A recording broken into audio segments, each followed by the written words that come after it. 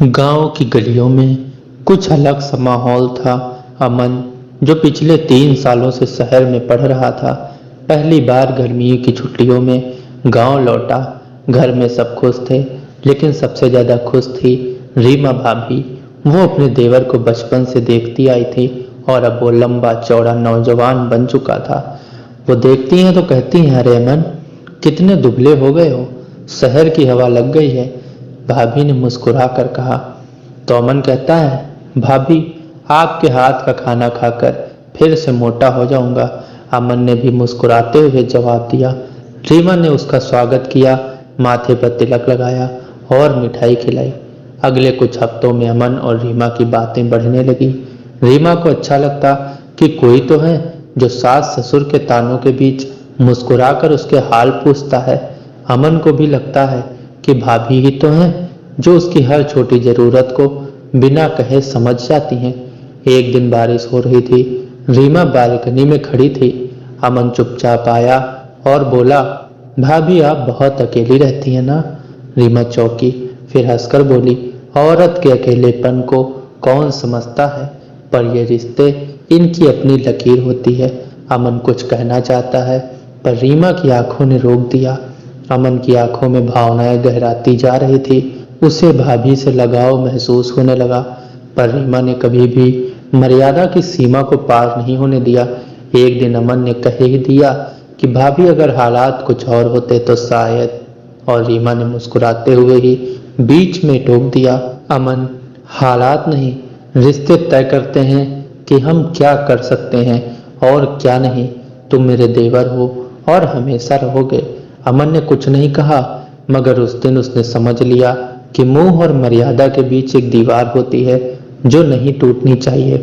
अमन की छुट्टियां पूरी हुई और वो शहर लौट गया। जाते जाते उसने रीमा के पैर छुए और कहा, भाभी, आपने मुझे सिखाया कि सच्चे रिश्ते वो होते हैं जो आकर्षण में नहीं, सम्मान में जिंदा रहते हैं। रीमा की आंखों में आंसू थे, पर वो मुस्कुराई। अब तुम सच में बड़े हो गए हो अमन। 3 साल बीत चुके थे। अमन अब एक सरकारी नौकरी में लग गया था। रीमा अब भी गांव में भी थी। सौरभ अब भी शहर में ही रहता था और उसके आने जाने की दिनचर्या भी पहले जैसे ही थी, कम।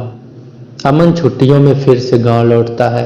अब पहले जैसा मासूमपन नहीं रहा। उसके चेहरे पर रीमा वही थी, शांत, संयमित। भाभी पूछती हैं, कैसे हो अमन? रीमा ने हमेशा की तरह सादगी से पूछा।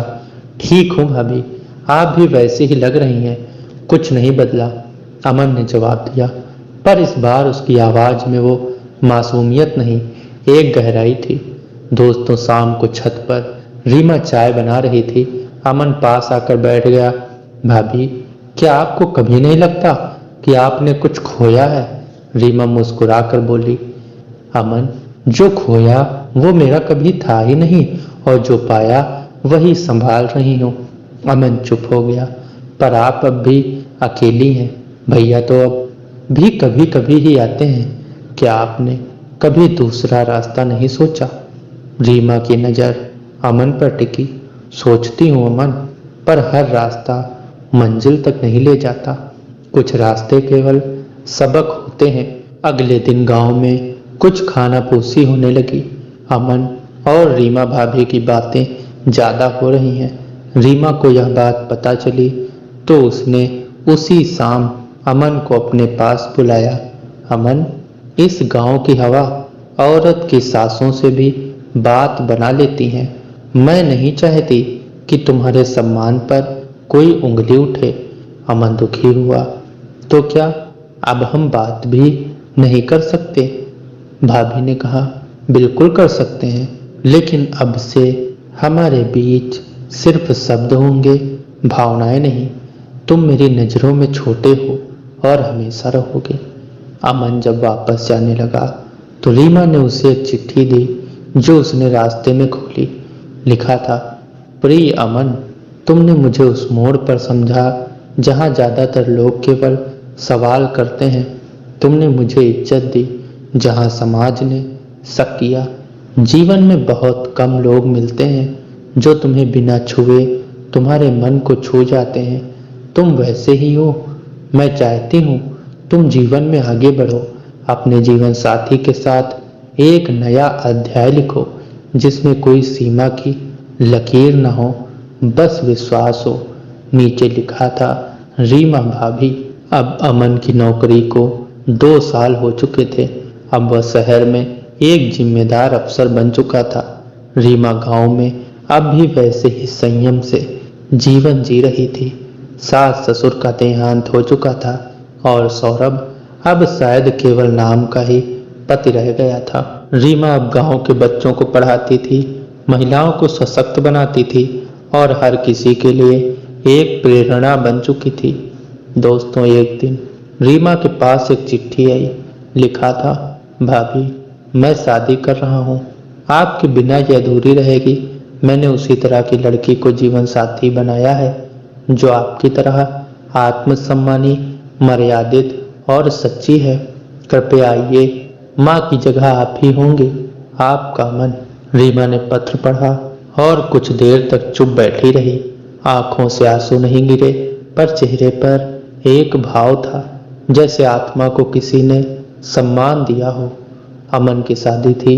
रीमा सादे रंग की साड़ी में माथे पर हल्का सा तिलक लगाकर पहुंची। सभी की नजरों में एक अजीब सी श्रद्धा थी। अमन ने जब सबके सामने रीमा के पैर छुए और बोला, मेरी जिंदगी की सबसे बड़ी गुरु यही है।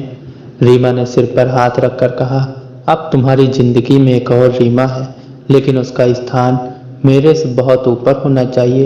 एक पत्नी हर रिश्ते से ऊपर होती है। अमन की शादी के बाद रीमा गांव लौट आई, लेकिन अब वह सिर्फ एक महिला नहीं, गांव की दीदी बन चुकी थी। लोग अब उसे सवालों की नज़र से नहीं, सम्मान की नज़र से देखने लगे। वो पहले कहते थे, देवर भाभी ज़्यादा बात करते हैं, अब कहते हैं रीमा भाभी ने अमन को बनाया है। कुछ महीनों बाद सौरभ अचानक गांव आया। वो थका हुआ, टूटा हुआ था। रीमा, क्या हम फिर से एक हो सकते हैं?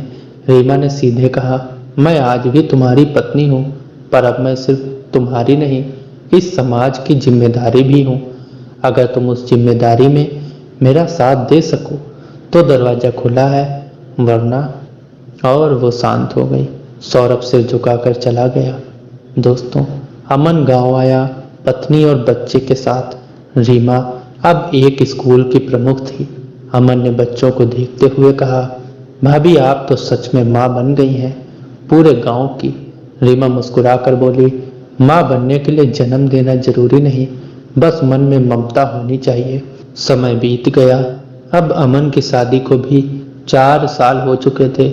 उसका एक बेटा भी था, आरव। रीमा अब भी उसी गांव में रहती थी, पर अब वो केवल एक भाभी या टीचर नहीं, एक संस्था बन चुकी थी।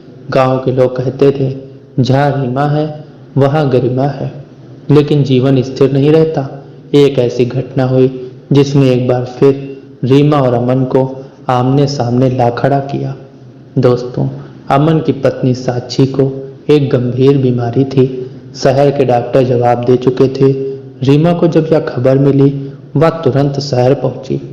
अस्पताल में साक्षी ने रीमा का हाथ थामा और कहा, भाभी अगर मुझे कुछ हो जाए तो आरव को मां मत खोने देना। रीमा की आंखें भीग गई, लेकिन उसने खुद को संभालते हुए कहा, साक्षी तू रहेगी, तू ही सबसे अच्छा संभाल सकती है उसे। लेकिन किस्मत को तो कुछ और मंजूर था। कुछ ही हफ्तों में साक्षी चल बसी। दोस्तों, साक्षी के जाने के बाद गांव में फिर वही कानाफूसी शुरू हो गई। रीना भाभी ने तो पहले भी अमन को अपने रंग में रंगा था, अब तो रास्ता साफ है, देखना अब ये और पास आ जाएंगे। रीमा ने इस बार चुप्पी नहीं ओढ़ी। गांव की एक पंचायत में उसने खड़े होकर कहा, हर बार औरत ही क्यों कटघरे में खड़ी होती है? अगर मैं अमन की भाभी हूँ तो मुझे उसके बेटे के लिए माँ क्यों नहीं माना जा सकता? क्या मेरे सम्मान का कोई मोल नहीं? पूरा गांव स्तब्ध था। पहली बार रीमा ने खुद के लिए आवाज उठाई थी, और पूरे आत्मविश्वास से। कुछ महीनों बाद अमन आरव को लेकर गांव आया। उसने सीधे रीमा से कहा, भाभी एक प्रस्ताव है, अगर आप चाहें तो हम एक परिवार बन सकते हैं। रीमा चौंकी नहीं, मुस्कुराई।